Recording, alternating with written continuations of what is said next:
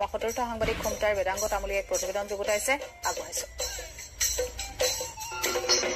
অসমীয়াৰ হেঁপাহৰ ৰঙালী বিহুলৈ মাজত মাত্ৰ কেইটামান দিন এতিয়া ৰাজ্যৰ চৌদিশে শুনিবলৈ পোৱা গৈছে ঢোল পেঁপা বাঁহীৰ সুমধুৰ শব্দ।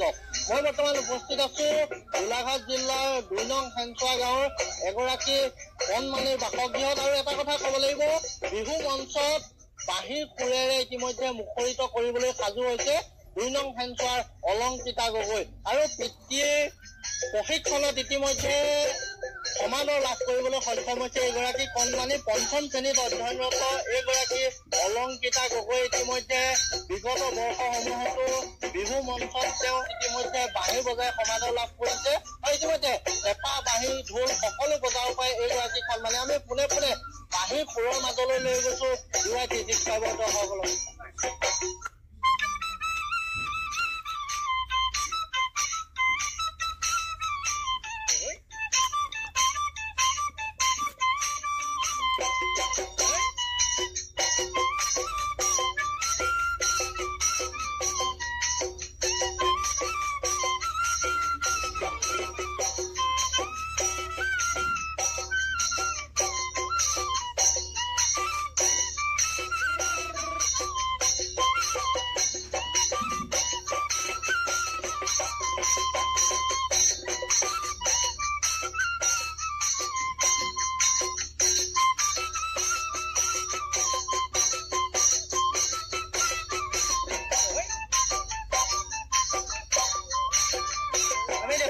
অলংকিতা গগৈ আৰু তেওঁৰ কাষতে আছে পিতৃ নেপুলজ্যোতি গগৈ। আৰু এনেকৈ বিহুৰ বাবে প্ৰস্তুতিত ব্যস্ত হৈ আছে। আৰু কণমানিগৰাকী অতি সুন্দৰ ৰূপত প্ৰশিক্ষণ প্ৰদান কৰিছে। আমি তোমাৰ কাষলৈ আহিছো অকণমান। কেতিয়াৰ পৰা তুমি বাঁহী বজাই আছা আৰু বাঁহী বজাবলৈ তোমাক কোনে শিকাইছে? মই লকডাউনৰ পৰা বাঁহী বজাই আছো আৰু মোক বাঁহী বজাবলৈ পাপাই শিকাইছে। কেনেকুৱা লাগে বাঁহী বজাই? ভালেই। ক'ত ক'ত তুমি বাঁহী এতিয়ালৈকে বজাইছা? এতিয়ালৈকে মই জামুগুৰি, যোৰহাট, আমলাপতি আৰু এনেকে ওচৰ চবতে বজাইছো। যিটো বহাগ বিহু আহি অসমীয়াৰ ওচৰ পালেহি, এতিয়া বিহুৰ বাবে তুমি অনুশীলন কৰি আছা। কেতিয়াৰ পৰা এনেকে প্ৰেক্টিচ কৰি আছা? হ'ল। কেনেকুৱা লাগে? কোনে শিকাইছে তোমাক? পাপাই।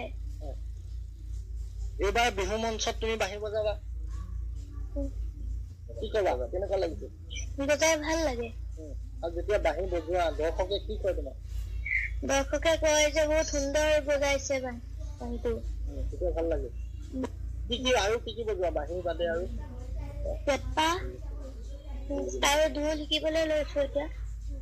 আৰু এটা বাঁহীৰ সুৰ যদি মুহূৰ্তত তুমি ডিভাইড হিচাপে দৰ্শকসকলৰ বাবে শুনা।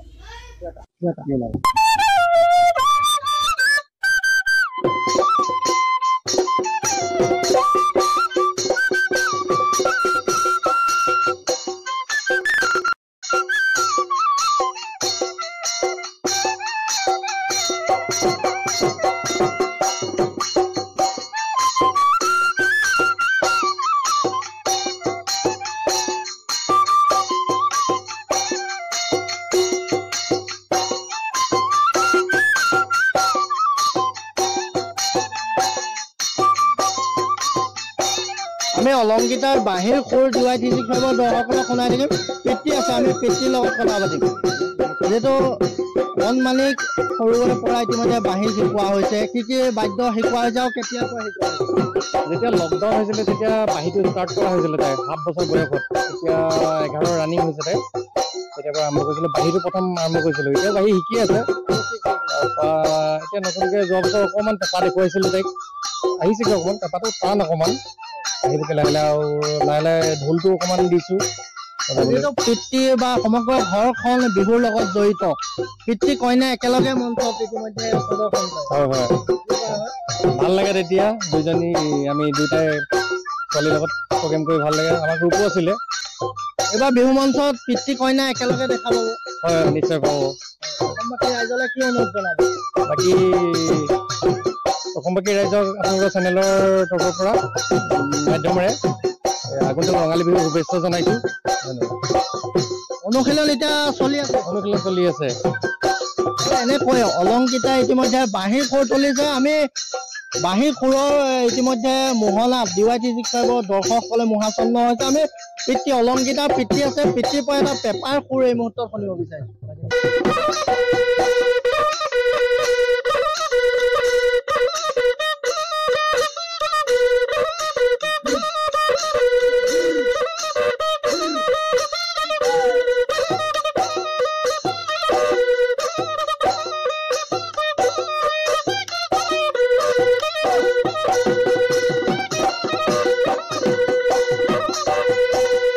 আৰু এনেকৈ পিতৃ কন্যা ব্যস্ত হৈছে বিহুৰ বাবে।